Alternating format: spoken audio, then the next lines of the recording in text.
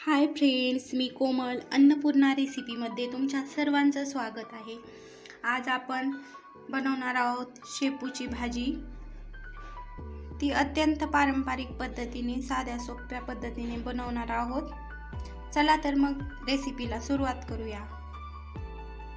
एक जुडी शेपू घेतलाय मी निसून चांगला, त्याच्यातल्या काड्या काढल्यात, पिवळा शेपू काढलाय आणि हो आता आपण 2 ते 3 पाण्याने स्वच्छ धुवून काढू। चांगला धुवून काढायचा। शेपूची भाजी कट करायच्या आधी धुवून काढायची स्वच्छ। 4 पाण्याने मी स्वच्छ धुवून घेतली ही भाजी आणि आता ती त्या चाळणीत ठेवते, पाणी निथळण त्याचं।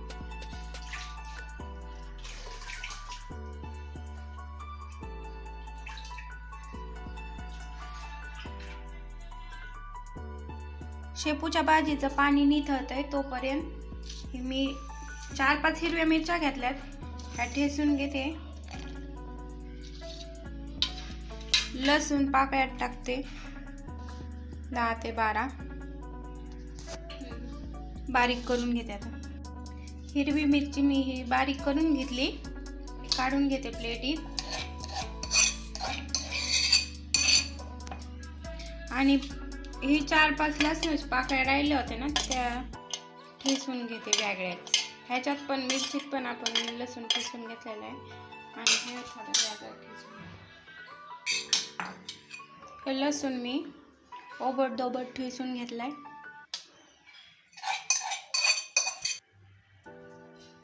ही 2 चमचे मुगाची डाळ घेतली मी, हे 5-10 मिनिटांसाठी भिजून ठेवली।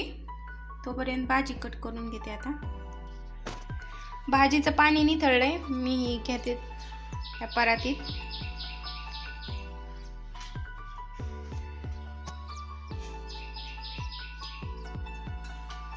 ही भाजी मी जुळून घेते आणि अशी कट करून घेते, बारीक चिरून घेते। भाजी कुणी कांदा ते टाकून पण करतं, पण मी माझ्या पद्धतीने दाखवते, मी कशी बनवते ती दाखवते। अशी पण खूप छान लागते खायला। मी अशी बारीक कट करून घेतली शेपूची भाजी। ही डाळ पण धुवून घेतली स्वच्छ 2-3 पाण्याने। शेंगदाणे घेतलेत, गॅसवर कढई मांडली आणि हे शेंगदाणे भाजून घेते भाजीला। आपल्या शेंगदाणे भाजलेत, मी प्लेटीत काढून घेते। आता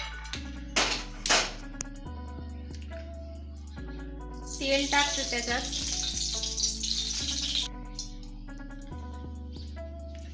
3 चमचे तेल टाकले, त्याच्यात जिरे टाकून घेते। जिरे मस्त फुललेत, त्याच्यात आता हा लसूण टाकते। लसूण चांगला सोनेरी रंग यायला लागला, मी त्याच्यात हिरवी मिरची ठेचून घेतली आणि टाकते हिरवी मिरची।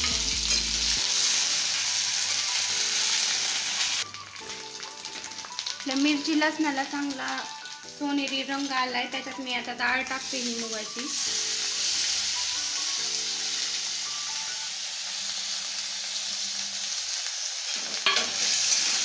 परतून घेते।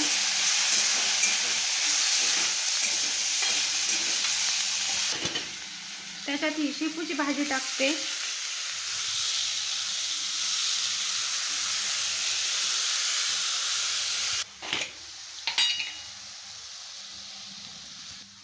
भाजी टाकून घेतली मी, त्याच्यात मीठ टाकते चवीनुसार आणि हलवून घेते।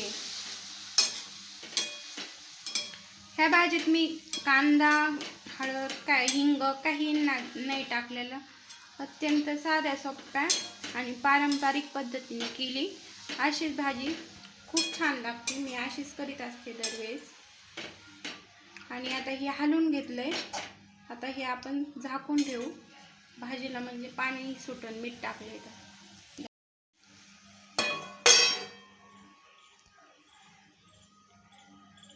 तोपर्यंत हे शेंगदाणे बारीक करून घेते। ओबड-दोबड कुटून घ्यायचे, आपल्याला जास्त बारीक पण नाही करायचे। मी एकदम मध्ये हलवून घेते। मिठाने आपल्या भाजीला पाणी सुटले, चांगली शिजन. जर तुम्हाला पाण्याचं जरा कमी वाटत असले ह्याच्यात तर थोडा पाण्याचा शिक्का देऊ शकतात, जेणेकरून आपली भाजी चांगली शिजन. चांगली शिजल्यावर चांगली लागते, कच्ची नाही राहिली पाहिजे भाजी. परत मी झाकून ठेवते 4 मिनिटासाठी. मी ह्यावरचं झाकण काढते. आपल्या भाजीतलं पाणी आटलंय सगळं. हलवून घेते असं. शिजली की नाही बा पाहू. ती मस्त शिजली आपली भाजी. त्याच्यात आहे ना आता शेंगदाण्याचा कूट टाकू. शेंगदाण्याचा कूट टाकून घेते त्याच्यात. हे एकदम बारीक नाही केला, असं जाडसरच ठेवलाय मी.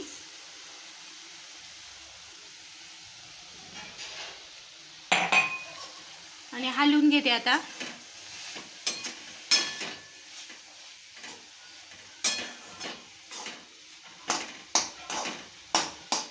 शेंगदाण्याच्या कुटाने छान चव येते भाजीला.